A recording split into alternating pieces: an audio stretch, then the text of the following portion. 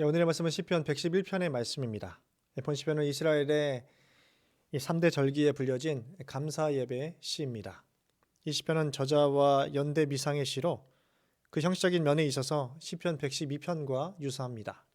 그래서 학자들은 두 시편이 한 사람에 의해 지어진 한 쌍의 시로 여기고 있습니다.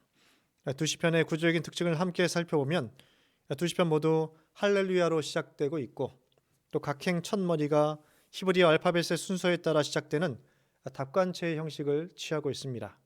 1절부터 9절까지 한 절에 두 개의 히브리어 자음이 있고 또 마지막 절인 10절에서는 세 개의 히브리어 자음이 사용되는 구조적인 유사성을 서로 지니고 있습니다. 하지만 시편 111편이 하나님의 행사에 대한 감사와 경배를 그 주제로 한다면 시편 112편은 하나님을 경외하는 자들에 대한 행사와 성품, 그들이 받을 복에 대하여 교훈하고 있는 지혜시로 차이점이 있습니다. 이 본시편의 구조는 다음과 같습니다. 1절 서론에서는 회중 가운데서 감사와 찬양을 돌리고 있고 2절부터 4절은 여호와께서 행하신 크고 기이한 행사에 대해서 시인은 찬양을 올려드리고 있습니다.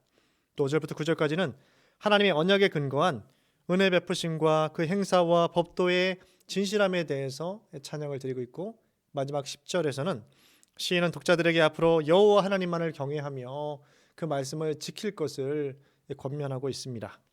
시편 111편 1절의 말씀입니다. 할렐루야, 내가 정직한 자들의 모임과 회중 가운데서 전심으로 여호와께 감사하리로다. 시인은 정직한 자들의 모임 가운데 감사의 찬양을 고백드리고 있습니다. 정직한 자는 어떤 사람을 가리킵니까? 일반적으로 정직한 자에 대해서 정의하면 다른 사람을 속이지 않고 다른 사람에게 거짓말하지 않는 사람을 가리킵니다. 그러나 오늘 시인이 말하는 정직이란 단순히 일반적인 도덕적 의미를 뛰어넘는 신앙적인 심오한 의미를 지니고 있습니다. 성경은 정직한 자에 대해서 증거하기를 정직한 자가 하나님의 얼굴을 보게 된다라고 말씀합니다. 또 정직한 자에게는 흑암 중에 빛이 일어나며 정직한 자는 구원을 받게 될 것이다 라고 말씀합니다. 또 정직한 자의 기도를 하나님께서 기뻐하신다고 성경의 기자들은 기록하고 있습니다. 즉 정직한 자란 하나님과 인격적인 교제를 맺으면서 하나님을 경외하는 자를 가리키는 것이죠. 하나님의 은혜와 구원을 삶 가운데 직접적으로 체험하면서 하나님만을 찬양하며 경배하는 자를 가리킵니다.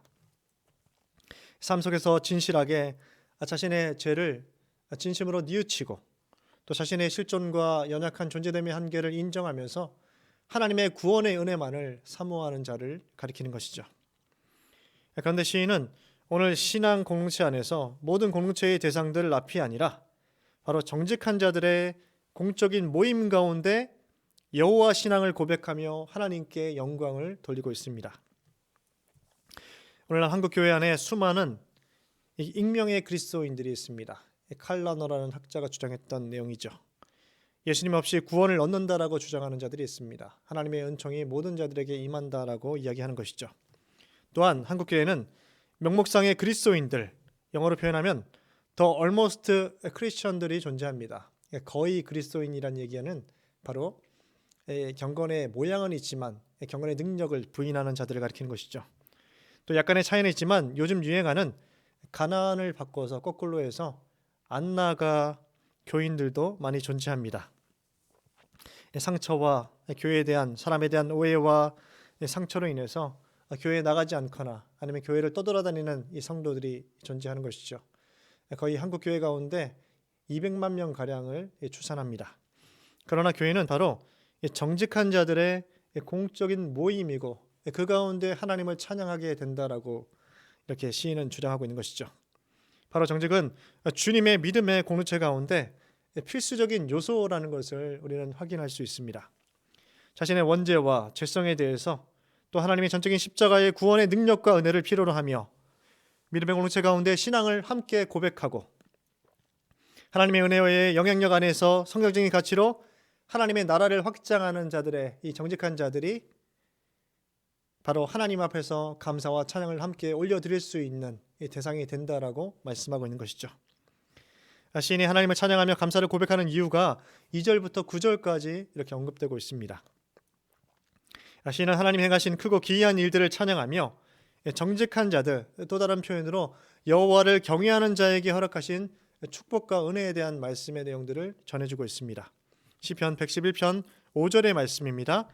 여호와께서 자기를 경외하는 자들에게 양식을 주시며 그의 언약을 영원히 기억하시리로다.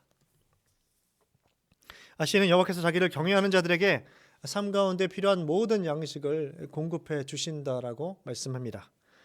양식이라는 것은 단지 먹고 마시는 것을 의미하는 것이 아닙니다. 사람이 생존하는 데 있어서 가장 필수적인 품목들, 삶의 모든 필요한 필요들을 가리키는 것이죠. 출애굽한 이스라엘 백성들에게 광야에서 만나와 메추라기를 공급해 주신 사실을 염두에 둔 표현입니다. 이런 과거의 사실을 현재형으로 시인은 말씀하고 있습니다. 이는 과거에 자기 백성에게 양식을 공급해 주신 그 하나님께서 현재에도 동일하게 당신을 경외하는 자들에게 모든 삶의 필요들을 공급해 주신다라는 것을 의미하는 것이죠. 하나님은 과거에나 현재에나 동일하게 당신을 경외하는 자에게 모든 것을 채워주시는 분이시다라는 것을 가르쳐주고 있습니다. 6절 말씀에 의하면 문나라의 기업을 주시는 분이다라고 말씀하고 있습니다. 실제로 하나님은 이스라엘의 역사 가운데 가나안 땅에서 가나안 족속들을 멸하시고 그 땅을 이스라엘 백성들에게 기업으로 주셨습니다. 가나안 정복 당시의 정복 전쟁에서 이스라엘이 한 일이라는 것은 하나님이 행하신 그 기적 가운데 그것을 받아들이는 것이었습니다. 하나님은 여리고 전투에서 견고한 여리고성을 무너뜨리셨습니다. 또 가나안 중부 연합군과의 전쟁에서 하늘에서 우박을 비처럼 내리셨습니다. 그들을 완전히 섬멸하기 위해서 하늘의 태양과 달까지 멈추시는 초자연적인 기적을 이루셨습니다. 이스라엘이 벌이는 모든 가나안 정복 전쟁에 직접 하나님은 개입하셨고 그 백성들로 하여금 가나안 땅을 정복하며 차지하는 데 하나님께서 함께 동행하셨습니다. 이것은 과거 출애굽 당시의 사건에만 국한되는 것이 아니라 모든 민족과 열방의 역사는 바로 하나님의 섭리와 주권 가운데 다스려지고 있습니다.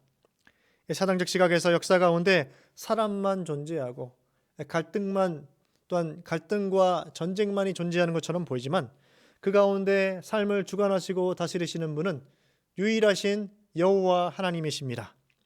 하나님은 정직하신 분으로서 당신의 백성들에게 정직하고 또 여호와를 경외하기를 원하고 계십니다.